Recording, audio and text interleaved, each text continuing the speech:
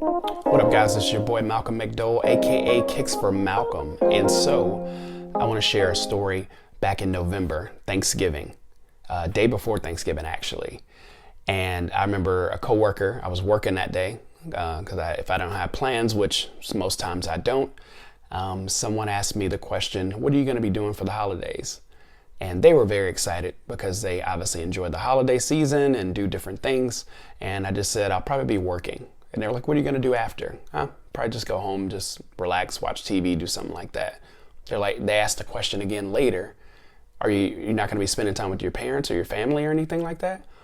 And I noticed that I started tearing up and tried to find a way to get out of the conversation and look away. And I was like, why are my eyes filling up with water? This is not cool. And that's when I was like, this is a problem. I got to do something about this.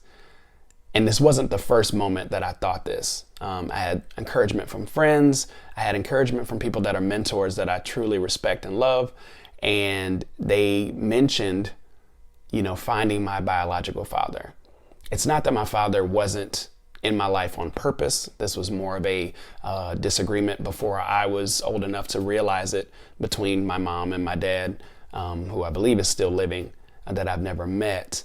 And so I wasn't raised with him. There were other men that were involved in my life, but it wasn't the same as having an actual father.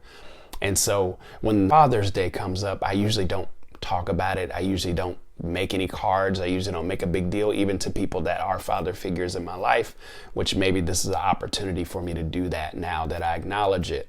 And so when I think about it now, I'm just like, this is a problem. And initially when I was planning to make this video, I was going to jump on here and I was going to be like, man, the people that need fathers, and this is why we have drugs and juvenile and kids struggling with school and education, and they're acting out and they're trying to get attention so they get suspended all the time, which is partially true. But then as I did a little bit of homework and did a lot of research on this topic about fatherlessness, not just in general, specifically in the Black community, but I read some things that kind of covered all around, girls and boys. And so what I came to find out is that there was a deeper issue and the statistics weren't quite lining up to what I had believed that I felt like was the antidote, or the thing that could fix me along with other people that look like me, or other kids that may be in similar situations. And so looking at an article in Washington Post, the author wrote that if they woke up with homes where electricity, running water, food were never scarce, went to schools with teachers and counselors who provided everything they needed to learn, then they went home to caretakers of any gender who weren't too exhausted to sit and talk to do homework with them. No one ever said their lives were incomplete because they didn't have a father. Would they hold on to the pain of lack well into adulthood? And so when I read this, I was just like, wow. And pretty much this article was debunking the idea of fatherlessness leading to crimes. And so leading to the way communities are seen in the world and the way the Black community specifically is seen. And just saying that if you just have people that care in general, kids appreciate that. People that are willing to be consistent and be there, involved in their lives, that's just as important as a father if they're not there.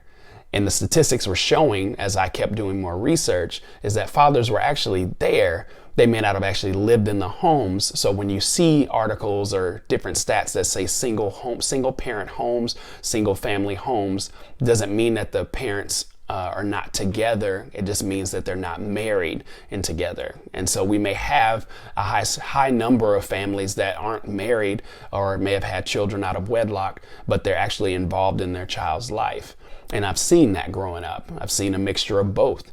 But for me, my parents are legally married, but they weren't together. And there was other men that were involved in my life, but I didn't respect them the same way. And I didn't seek them out for guidance or wisdom or things that could have really helped me before I decided to act out and start getting suspended, making bad choices, doing what I wanted, thinking that that's the way to go. or blaming it on fatherlessness. And so the thing is, I'm not using this as an excuse to say, oh, I'm just a terrible person. I made all these terrible mistakes because I didn't have a father in a home.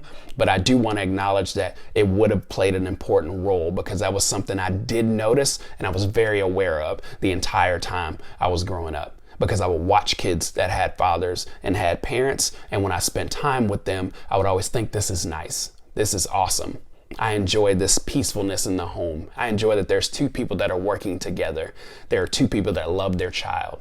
And this is great. I'm grateful that they're accepting me as my friend's friend, or whatever you want to call it. But I always knew that there was something missing and that I needed to deal with my issue of not having a father. You know, I want to point out scriptures in the Bible where it talks about fatherlessness.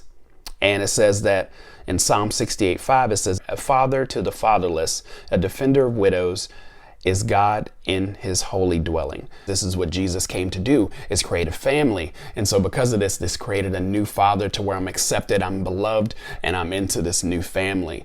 But at the same time, when it comes to the natural setting of the world and having people that are influenced in your life, this is where it's important to have other people in your life that are a father figure or somebody that's a male figure in your life. So you're not seeking out those things in the wrong ways or acting out and making mistakes because you're not processing things properly.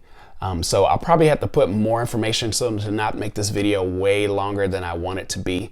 I want to put some very specific information of what it looks like when a child has a father in the home. But I just wanted to make sure I pointed out the fact that I didn't celebrate Father's Day, and there was a reason behind that. And it's interesting when you try to look at other people's photos and be like, man, wow, that's great. I'm glad that they have that father in their life. I'm glad they have that family in their life.